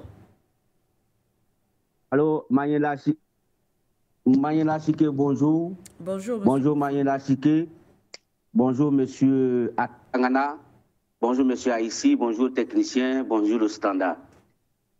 Mayela Siké, cette affaire de Urano, comme on appelle Areva, parce qu'on va l'appeler comme ça. Enlever le costume et porter la chemise, c'est le même habillement. Donc, je voudrais dire au gouvernement du Niger, le président Tiani, puisque la France ne considère pas ses partenaires, c'est pour cela qu'on va confier cette affaire à un cabinet privé, que l'État même ne négocie pas, ne vient pas négocier à niveau le contrat. Qu'est-ce que moi je propose au gouvernement du Niger, le président Tiani? c'est d'appeler tout simplement des experts africains depuis que Areva est arrivé au Niger. Areva a commencé à exploiter l'uranium du Niger jusqu'à aujourd'hui. On fait le calcul. Combien la France doit au Niger? Et puis on réquisitionne tous les appareils qui se trouvent sur le site. D'abord, le site est réquisitionné. Les personnels africains sont réquisitionnés, comme le président Laurent Gbagbo l'a fait en Côte d'Ivoire pour réquisitionner les banques. Et tous les matériels sont réquisitionnés et on fait appel d'offres. Le gouvernement du Niger fait appel d'offres et que ce problème-là prend fin. Manuel Asike, c'est ma solution. Mais, monsieur Atangana, vous savez pourquoi les Américains respectent les Iraniens? Vous savez pourquoi les Américains respectent les Iraniens? Qu'est-ce qui est arrivé à un ambassadeur des États-Unis en Iran, je crois en 75 ou bien en 70? Qu'est-ce qui est arrivé? Quand les Américains voulaient s'ingérer dans les affaires iraniennes, qu'est-ce qui est arrivé à l'ambassadeur des États-Unis en Iran dans le passé? Jusqu'à aujourd'hui, est-ce que je ne pense pas si les Américains ont une ambassade en Iran? Parce que la fois passée, Manuel Asike, je n'appelle pas à la violence, mais ce qui est de la réalité, là, c'est ce que nous disons. Ce qui est vrai, ce que les Africains doivent faire, là, c'est ce que nous parlons. Au fait, la sortie de le président français, tu as insulté les dirigeants africains. Deux d'entre eux ont eu le courage de faire une sortie et dit le contre-vérité du gouvernement français. En dehors de ça, est-ce que d'autres présidents sont sortis encore? Qu'est-ce qui est arrivé des ambassadeurs français en Afrique? Rien. Rien n'est arrivé, aucun ambassadeur en Afrique. Rien. Donc, on a insulté les dirigeants gratuitement parce que c'est des vauriens. Manuel Asike, le mot est dur, mais laissez-nous dire, comme ça les dirigeants vont se réveiller. C'est des dirigeants vauriens. Sinon, ils allaient renvoyer tous les ambassadeurs de la France en Afrique. Et puis, qu'est-ce qui est arrivé à un ambassadeur? Ils sont partis à acclamer Macron, ils sont revenus dans notre pays, atterris dans la paix, rentrés dans les ambassades, rien n'est arrivé. C'est pour cela que la France continue d'insulter les Africains. Quant à le ministre français des armées de la France, M. Albert Haïssi a raison. La France n'a pas de civilisation. L'Europe n'a pas de civilisation, mais pour la France, c'est pire. Manuel Asike, pour la France, c'est pire. Le drapeau français, c'est trois couleurs. Le rouge, le blanc et le bleu. Le rouge, là, c'est le sang africain. Le rouge qui se trouve dans le drapeau français, là, c'est le sang des Africains. Tu as la couleur rouge, là. Les deux restants, là, c'est le drapeau de la Russie. Parce que c'est la Russie et les Africains qui ont libéré la France.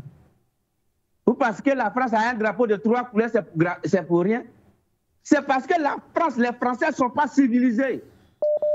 La politique française n'est pas civilisée, la politique française n'est pas intelligente. Sinon, il ne peut pas mépriser les Africains jusqu'à ce point. Sinon, ils allaient trouver de bonnes coopérations avec les Africains, Manuel Asike. Vous voyez? Donc, vraiment, merci. Merci, M. Haïssi. Merci à M. Atangana. Manuel Asike, soyez salué. Merci. Je salue tous les techniciens. Pour immédiat, nous sommes ensemble. Mais rassurez-vous que la France n'est pas civilisée. C'est tout ce que je voulais dire ce matin, M. Kofi, depuis la Côte d'Ivoire. Merci à vous, Monsieur Kofi. Très bon week-end. Merci pour cet appel depuis la Côte d'Ivoire. Merci d'avoir appelé et participé ce matin. Les codes d'accès pour participer à l'émission, c'est le plus 237 683 20 96 61 ou encore le plus 237 693 58 96 68 ou par Skype for You TV. On reste au standard pour prendre un autre téléspectateur. Allô?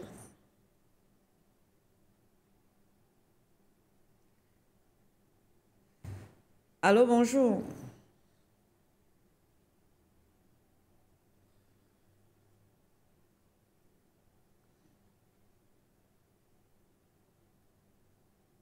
Allô?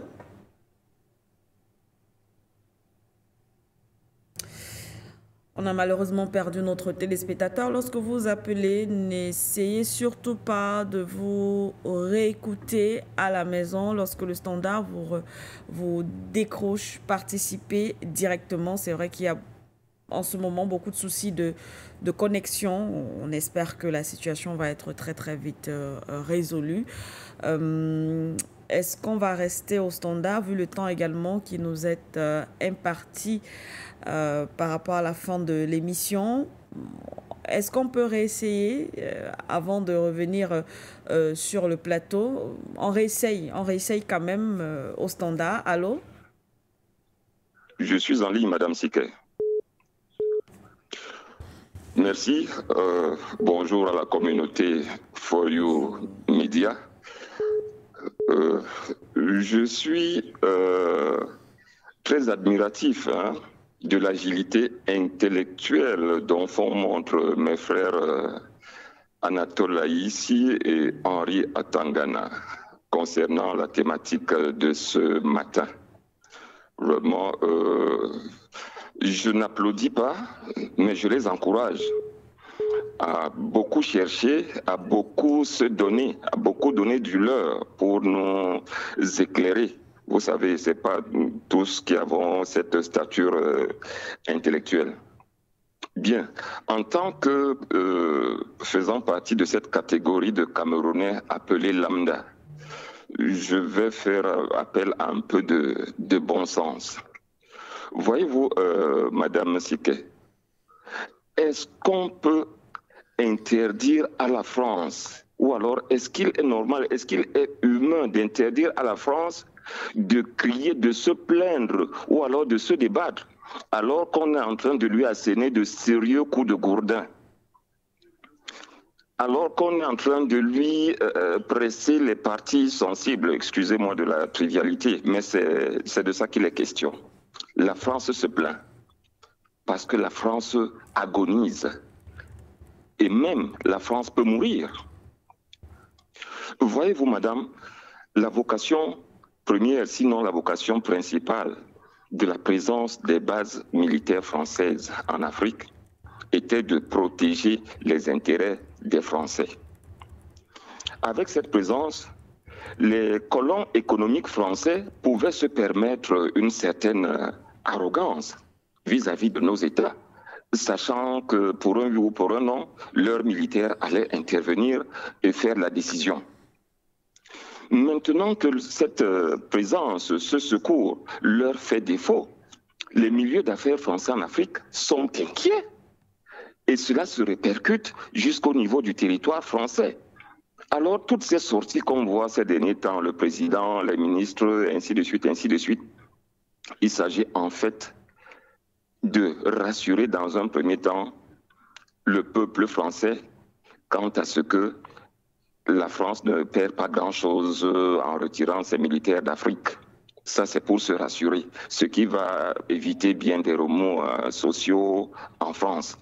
Parce que mes frères venaient de l'expliquer, ce ne sera pas, ces décisions prises par nos dirigeants ne seront pas sans un impact sérieux dans le tissu social en France. Il y aura des vagues de chômage, il y aura des vagues d'appauvrissement. C'est des pans entiers du tissu économique qui risquent de s'effondrer. Alors, ces gens-là, ils doivent bien rassurer la population française. Le second niveau d'entendement, à mon avis, c'est vis-à-vis de la communauté des compétiteurs internationaux. Il s'agit de leur rappeler que, en dépit de ces revers, de ces déboires en Afrique, la France maintient encore une certaine stature, une certaine contenance en Afrique et qu'il faudrait toujours compter, sinon avec elle, au moins sur elle. En Afrique, qu'ils ne se disent pas que la France est partie et puis ils vont se comporter. La France est toujours là, avec son même niveau d'influence.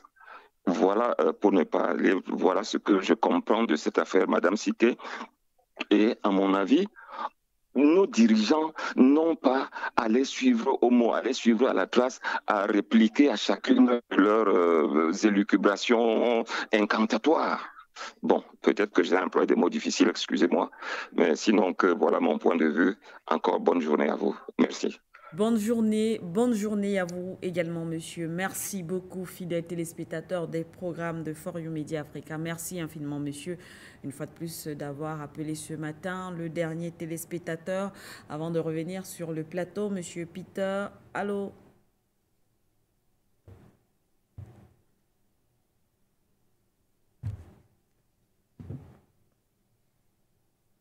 Allô?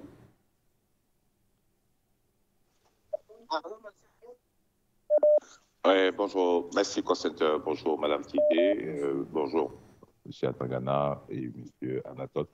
Je veux donner mon point de vue sur le thème qui est intéressant. Je vais reprendre un peu le discours du ministre français qui a parlé. Peut-être qu'il n'a pas terminé sa phrase, mais il y a beaucoup de non-dits. Quand il dit que la France n'est pas seulement pour les bases françaises, il devait plutôt compléter que, mais elle est aussi pour garantir le pouvoir de ces vallées dans les territoires africains francophones qu'elle contrôle. S'il le disait comme ça aurait été beaucoup plus compréhensible. Parce qu'il y a trop d'hypocrisie dans leurs propos. Et c'est dommage, comme certains journalistes français des chaînes non mainstream qui disent que M. Macron a perdu le Nord. Donc, du coup, il est dans des vapes et en train de divaguer. Et que c'est vraiment une déception pour la France d'avoir un président comme lui qui a confondu des présidents africains à ses ministres, comme s'il parlait au ministre des Territoires d'Outre-mer. Et c'est dommage. Moi, je comprends, hein, quand un pays est en voie de castration, c'est normal que ce pays puisse s'agiter comme ça parce qu'il a peur de ne plus être fécond, comme il était auparavant avec 14 pays qui lui donnaient du poids à l'ONU, où il pouvait parler au nom des Africains. Mais aujourd'hui, ces pays se sont retournés contre elle, je parle de la France, et ont réclamé leur autonomie et leur indépendance politique et géopolitique. C'est normal. C'est pour ça que Macron, quand il parlait, il disait que rassurez-vous, vous pouvez me quitter, mais je marche maintenant avec les pays anglophones et lusophones. Donc, vous ne pesez plus rien. J'ai de nouveaux partenaires, de surcroît le Nigeria, qui est la puissance financière africaine. J'ai aussi le Kenya, qui est un pays africain émergent. Donc, quoi que vous fassiez, ça ne m'intéresse pas.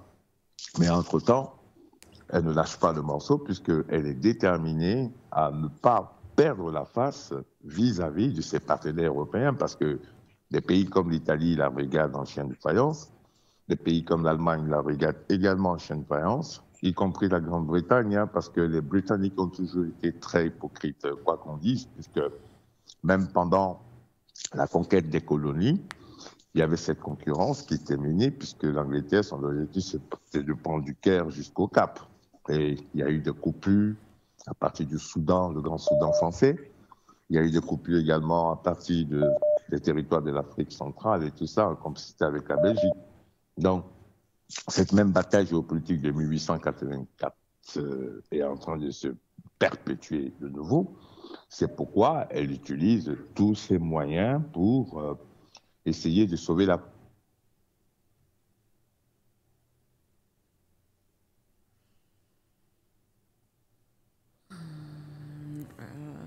Allô?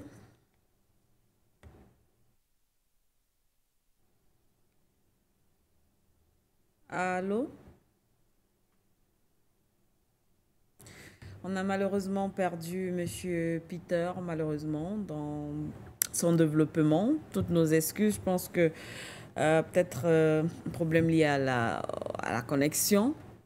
Merci en tout cas, Monsieur Peter, d'avoir appelé. Et on espère qu'on va vous retrouver dans nos prochaines éditions au téléphone, comme d'habitude. On referme dans le standard. Définitivement, pour les minutes qui nous restent, on va simplement passer la parole à nos invités pour la conclusion, le mot de fin, bien sûr, les leçons à tirer. Vous savez, après cette déclaration, une fois de plus, du ministre des Armées, le ministre français des Armées, M. Sébastien Lecornu.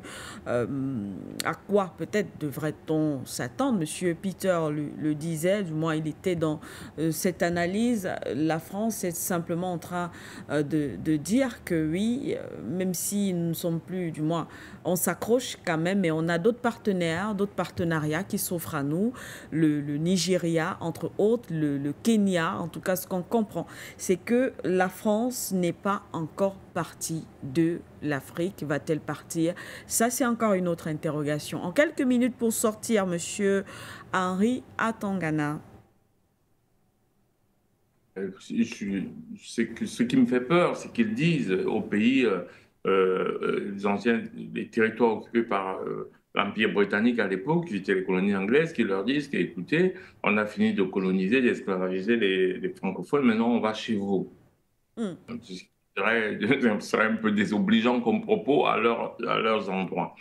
Bon, maintenant, ils peuvent y aller, salut, merci, au revoir, quoi, je veux dire. Et puis, on va travailler avec d'autres personnes. C'est pas ça. Leur problème, c'est qu'ils ne veulent pas se dire qu'en fait, ils travaillent avec des gens d'égal à égal. Oui. Ils refusent. Le seul rapport qu'ils ont avec l'Afrique, c'est des rapports de supériorité. Si moi, je ne peux plus être supérieur à vous, je vais chercher d'autres Africains vis-à-vis desquels je serai supérieur. Ils ne se disent même pas que cette politique produira les mêmes effets.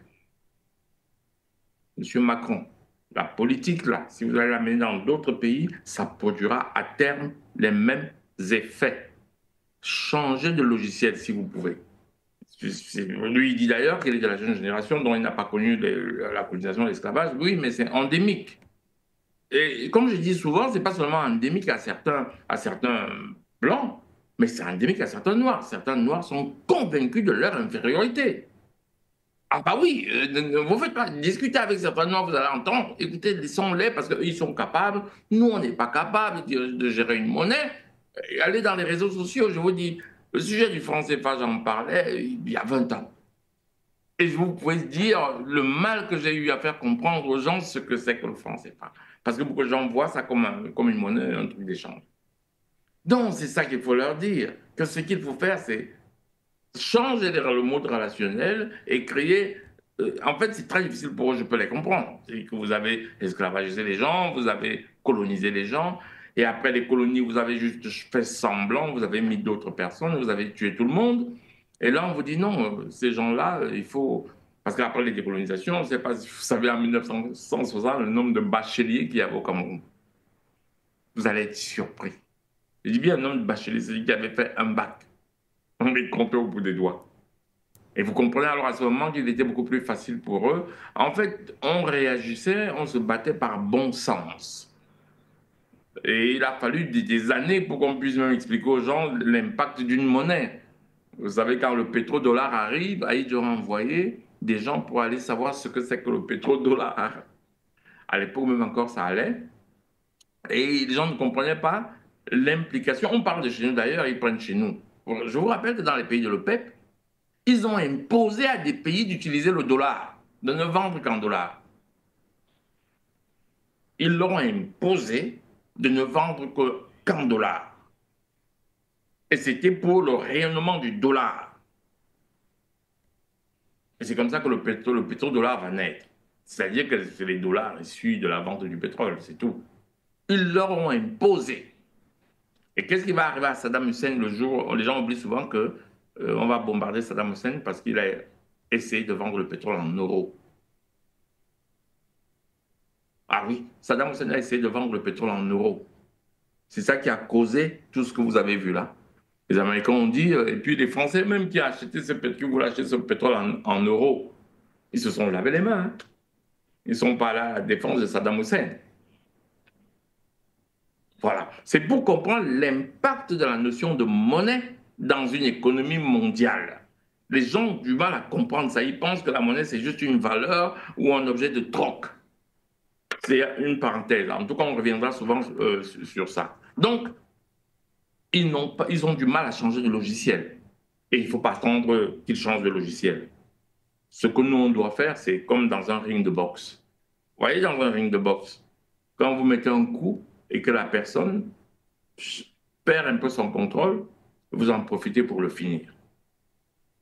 Si vous laissez qu'il reprenne ses esprits, il revient de plus fort, vous avez beaucoup de chances de perdre le combat.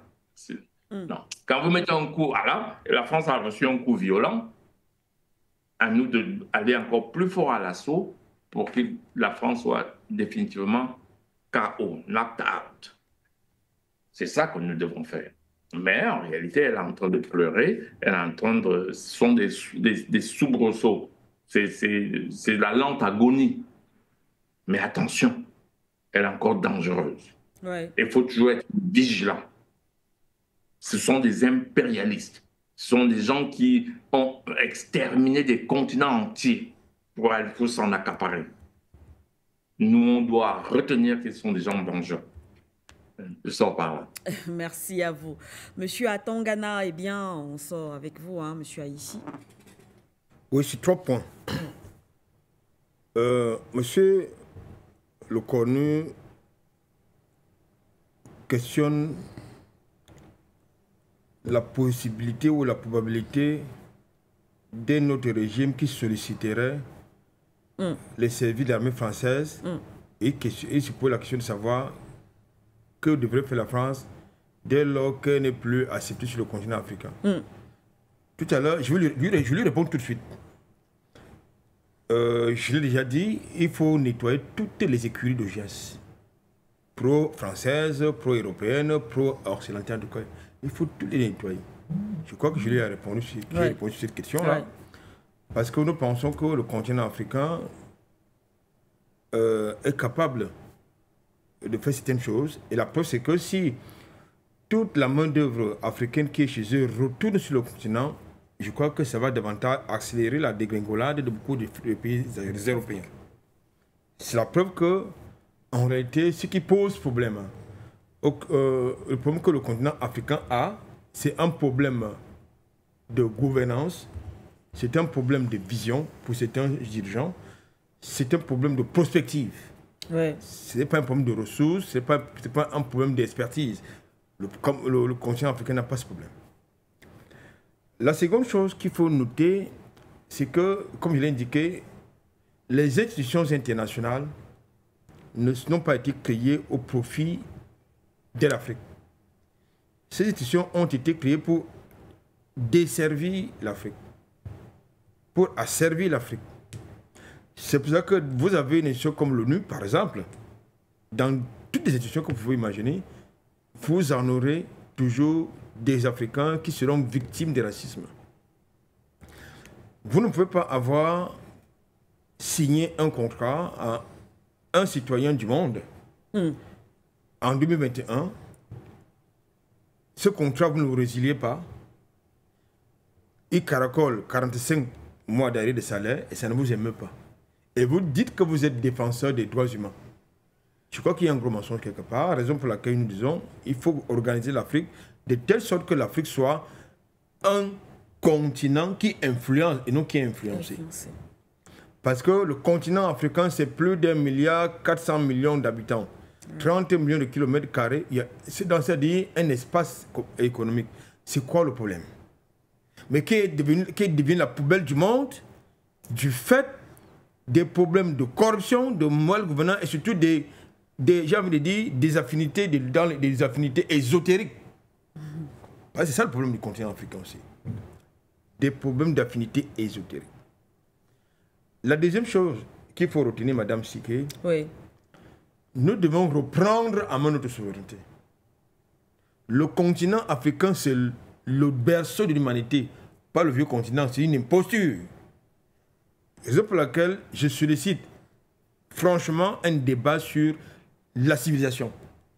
Parce qu'il y a trop de fausses... trop de fausses histoires qui sont racontées par les autres. Il faut les remettre à leur place et restituer la vérité historique. Pourquoi est-ce que la bibliothèque de Tombouctou a été détruite dans le contexte qu'ils ont appelé la lutte contre le terrorisme? Qu'est-ce qui a été emporté? Qu'est-ce qui a été détruit? Qu'est-ce qui a été brûlé? Ils ont tenté, n'est-ce pas, de fabriquer ou de construire des pyramides, ont-ils été capables de construire des pyramides? Non, c'est-à-dire, avec toute la science qui dit savoir avoir, ils ont essayé de construire des pyramides. Ont-ils été capables de construire des pyramides? Mais c'est la preuve irréfutable que c'est le continent africain qui est le berceau de toutes les civilisations. Puisqu'ils disent qu'ils ont apporté la civilisation. Ils étaient dans une croisade civilisationnelle sur le continent africain. Sur un continent qui est le berceau de la civilisation universelle, n'est-ce pas? Du monde. Je termine en disant, ceci, Madame Siké. Oui. Les matières premières de l'Afrique, ça appartient aux Africains. Ce n'est pas Londres, ce n'est pas Washington ou Berlin ou le Royaume-Uni qui doivent décider du prix fixé au marché international en ce qui concerne les matières premières. Ce n'est pas eux qui doivent décider à qui nous devons vendre ces matières premières, à qui ne pas vendre. Tout à fait. Ça me rappelle l'histoire, n'est-ce pas, de Fort Boigny, même comme c'est un sinistre personnage qui doit être jeté dans la mémoire de l'histoire, dans la poubelle de l'histoire, autant pour moi. Au début, à la fin des années 80, alors, il décide de vendre de changer d'acheteur pour son cacao, pour le cacao ivoirien. Parce que la France fait exactement, en Côte d'Ivoire, avec son cacao, a fait exactement le cacao ivoirien, ce qu'elle est en train de faire actuellement avec l'uranium nigérien. C'est-à-dire l'acheter au prix le plus bas possible. Oui. Au fait, il décide donc qu'il va vendre ce cacao aux Chinois. Je crois que vous connaissez l'histoire. Je souhaite que les spectateurs aillent chercher la suite de l'histoire. Parce qu'on va pas tout leur raconter. Il faut aussi qu'ils apprennent pour certains à faire des recherches. La suite, on la connaît. Et ils veulent remettre le même logiciel en ce qui concerne les matières stratégiques de l'AS. Ce sont des cabinets privés extérieurs qui doivent gérer les arbitrages lorsqu'il y a des litiges entre des partenaires, s'il faut appeler ça comme ça. C'est-à-dire un État avec un État, parce que Orano, c'est l'État français, oui. N'est-ce pas, l'uranium nigérien, c'est l'État nigérien. Donc, au lieu de s'asseoir en tout respect, comme cela se doit, vous avez donc des individus qui sont dans leur planète de condescendance, pensent qu'ils n'ont pas à s'asseoir avec des nègres pour discuter de ce qui, n'est-ce pas, de la matière première qui appartient aux nègres.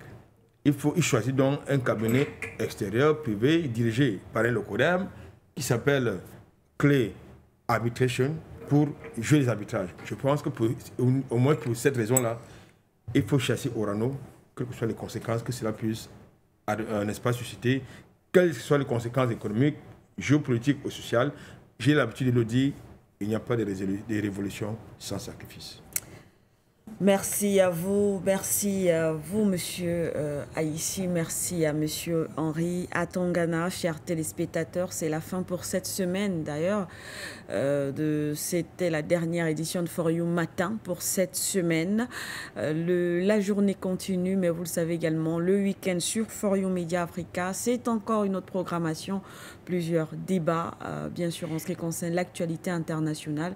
Mais ne manquez surtout pas, dimanche prochain, dorénavant, votre nouveau programme Zoom sur le 237, votre émission consacrée à l'actualité au Cameroun. Ce sera lorsqu'il sera 13h en temps universel, 14h bien sûr au Cameroun. D'ici là, portez-vous très bien. On se retrouve la semaine prochaine pour la suite de For You Matin. À très bientôt.